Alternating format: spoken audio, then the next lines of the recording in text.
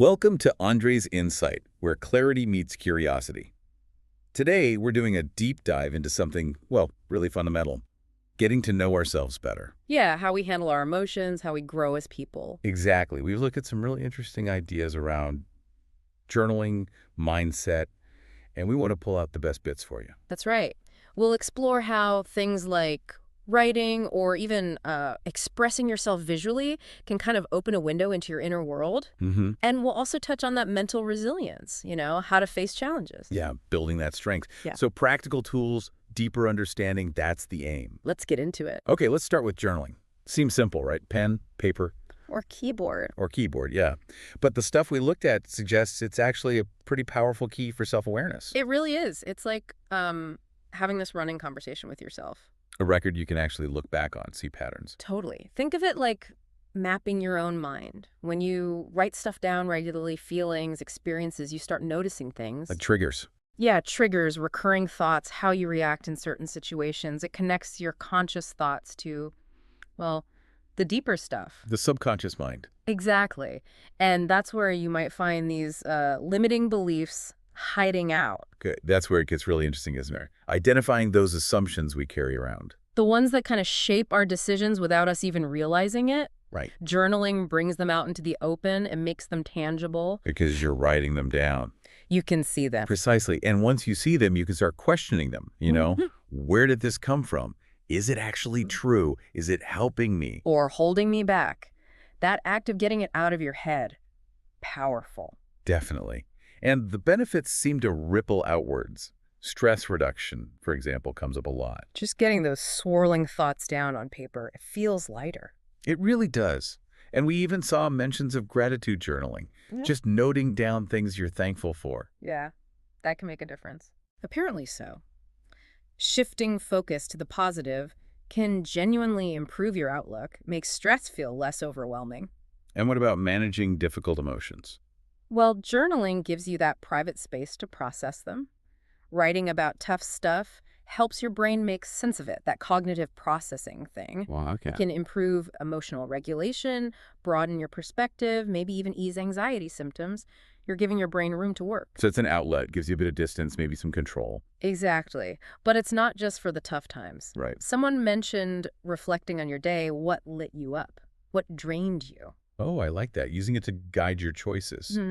It helps you align your life more with what actually matters to you. It builds that inner connection. And resilience, too, it sounds like. Yeah. Accepting the good and the bad thoughts. Yes, becoming more accepting of the whole range and for personal growth. Yeah. Well, it's great for setting goals, tracking progress, spotting those behavioral patterns you want to change. Okay, so one specific technique mentioned was expressive writing.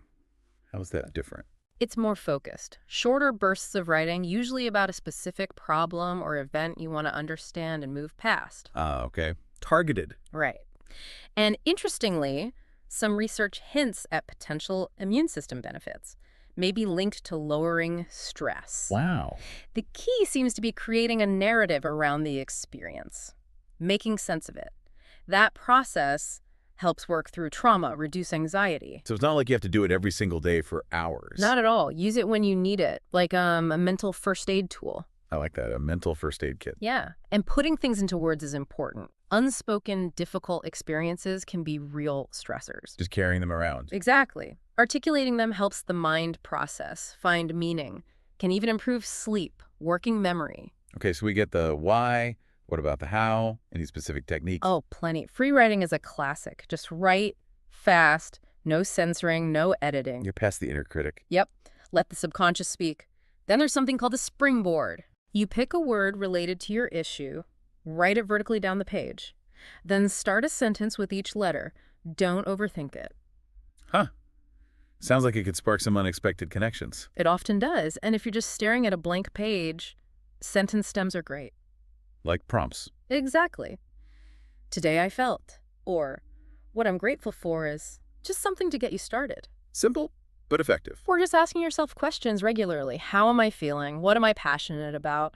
What feels fulfilling right now? Building that self-awareness muscle. And reflecting on daily energy. What gave you energy? What took it away? Helps you adjust. Good data to have. There's also the mind dump. Just a quick few minutes, empty everything onto the page. Clear the clutter. Cathartic, probably. I also saw a suggestion about writing in the third person about difficult things. Ah, yes. That can create some emotional distance, like you're observing someone else's situation. Allows for a more objective look. Potentially, yes. You might see things you miss when you're right in the middle of it. Interesting. What about simpler things? Oh yeah, lists are great. Things you appreciate, things you accomplish, favorite songs. Anything goes, really.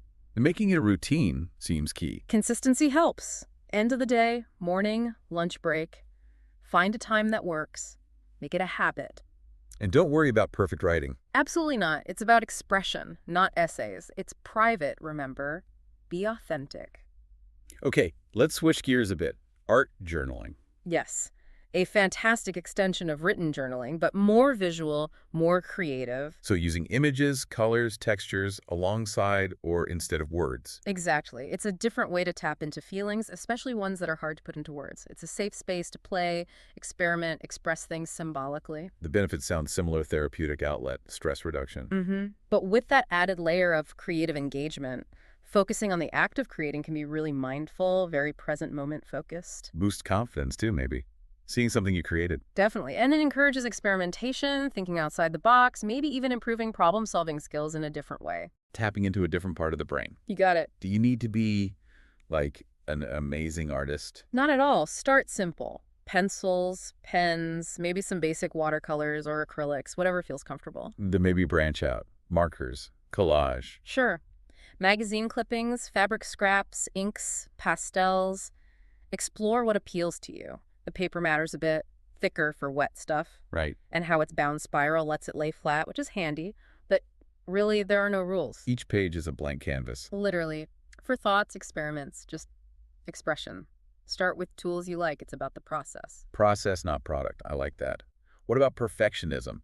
That can stop people starting. Ah, good point. There are techniques for that. One is intentionally ruining a drawing. Ruining it. How does that help? Sounds weird, I know. But adding a deliberate smudge or a wrong line can break that fear of making mistakes. Pushes your comfort zone. Okay, I can see that. Letting go of control. Exactly. Or just start with abstract marks, scribbles, paint splashes, and see what develops.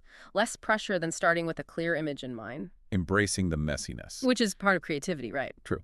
Okay, finally, let's touch on mindset, specifically resilience.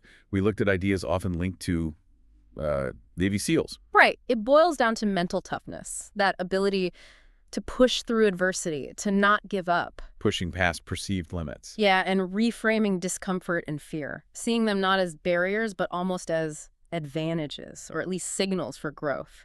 Keeping focus on the task, staying positive even when it's tough. That phrase, embrace the suck, comes up.